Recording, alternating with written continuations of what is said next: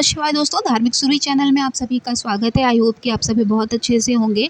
कार्तिक मास में जब शुक्ल पक्ष चलता है और जब उसकी नवमी तिथि आती है ना, तो हम आंवला नवमी मनाते हैं। आंवला नवमी के दिन अगर आप आंवला के पेड़ की पूजा करते हैं तो आपके घर में धन समृद्धि तो आती है, क्योंकि इसमें माता लक्ष्मी का भी निवास होता है और श्री हरि की भी कृपा बरसती है, वो उनका भी निवास होता है। लेकिन इसी के साथ साथ आप सभी को पता है कि आंवला का सेवन करने से हमें रोग मुक्ति मिलती है। तो जब आप इसमें चार मुखी का दिया जलाते हैं आंवला नवमी के दिन दोपहर के समय में, तो आपको विशेष कृपा भी मिलती है, रोग मुक्ति भी होती है, और अगर आपके शरीर में किसी प्रकार का दर्द होता है वो भी दूर होता है। तो इसीलिए कार्तिक मास में आंवला के पेड़ की पूजा अवश्य की जाती है, स्पेशली नवमी तिथि को। लेकिन अब क्योंकि आंवला नवमी जो है इस बार रविवार को पड़ रही है, और रविवार को हम आंवला नवमी जो है नहीं मनाते हैं। आंवला का किसी भी रूप में, चाहे वो अचार हो, मुरब्बा हो या फिर चटनी हो, किसी रूप में उसका हम सेवन नहीं करते हैं, तो हम कैसे जो है इसकी पूजा करेंगे। एक दिन पहले हम जो है इसकी पूजा कर लेंगे। पूजा करने के लिए क्या करना है आपको, जो है देखिए, नवमी के दिन जैसे एकादशी के दिन और रविवार के दिन हम तुलसी के पेड़ में भी जल नहीं देते, सिर्फ दीपदान करते हैं। ठीक उसी तरह से आंवला नवमी को आपको दीपदान का विशेष महत्व है, तो आप दीपदान ज़रूर करिएगा। सुबह मतलब दोपहर में भी कर लीजिएगा। सुबह की पूजा है, पूजा का जो शुभ मुहूर्त है वो सुबह 6:40 से दोपहर के 12:05 तक का है। तो आप पूजा में उसको छेड़िएगा नहीं, पेड़ को बिल्कुल भी छूइएगा नहीं। सिर्फ दीपदान दोपहर में आप चार मुखी दिए का जलाकर कर सकते हैं। शाम को आप लंबी बाती का एक दिया देसी घी का आप जला सकते हैं। बस इतना ही करना है नवमी वाले दिन।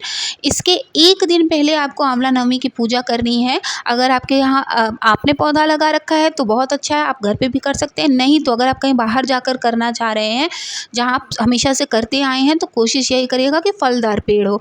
फल वाला अगर पेड़ होता है तो उसकी विशेष कृपा भगवान श्री हरि की उसमें बरसती है। हमारा घर भी धन धान्य समृद्धि से भरा हुआ होता है। तो पूजा कैसे करेंगे, सबसे पहले गाय का थोड़ा सा कच्चा दूध जल में लाकर हम उनके जड़ का सिंचन करते हैं। सिंचन करने के बाद आप उन्हें चाहे पीले वस्त्र पहना दीजिएगा, चाहे कलावा के वस्त्र पहना दीजिएगा। उसके बाद उनको टीका लगा दीजिएगा, थोड़ी सी हल्दी चढ़ा दीजिएगा। मीठा आप चाहे जो भी चढ़ा सकते हैं, आंवला भी चढ़ाना चाहिए, ऋतुफल आप जो चाहें वो चढ़ा सकते हैं। उसके बाद जो है आपको श्री हरि की, आप चाहें तो कोई उनका मंत्र का भी जाप कर सकते हैं, या फिर बैठ के आप श्री हरि के नाम की आरती कर सकते हैं। उसके बाद मुख्य रूप से इसकी परिक्रमा की जाती है। परिक्रमा करने के लिए आप जो है जिस हिसाब से आपके पास पर्याप्त समय हो, आप सभी को पता है 7, 11, 21, 108 की भी परिक्रमा की जाती है। अगर आप परिक्रमा 108 बार कर रहे हैं या 7 बार कर रहे हो, जिस भी रूप में कर रहे हो, तो 1 लोटा जल लेकर जाइएगा। लोटे के जल को ढक कर पेड़ के पास रख दीजिएगा, और उसके बाद धागा घुमाते हुए आपको जो है पेड़ में बांधते हुए, जैसे आप बरगद के पेड़ की पूजा करते हैं वट वृक्ष की, ठीक उसी तरह से ही आपको धागा घुमाते हुए चारों ओर घूमते हुए आपको परिक्रमा लेनी होती है। ऐसा करने से कहा जाता है कि अक्षय नवमी जो है, आंवला नवमी पर जब आप इस तरह से पूजा करते हैं तो श्री हरि की विशेष कृपा माता लक्ष्मी के साथ आशीर्वाद बनकर आपके घर में हमेशा विराजमान रहती है।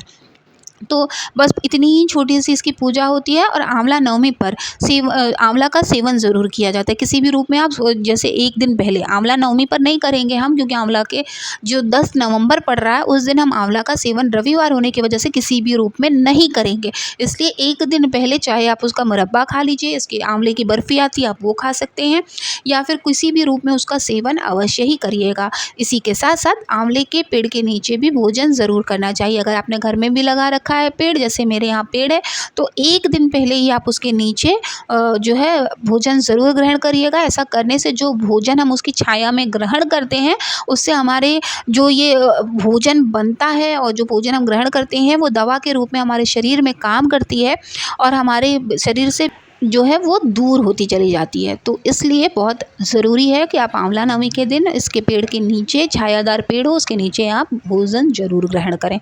तो आई होप कि आप सभी के जो भी मन में कन्फ्यूज़न चल रहा होगा वो दूर हो जाएगा। मिलेंगे नेक्स्ट वीडियो में, तब तक के लिए ओम नमः शिवाय, जय माता दी। क्या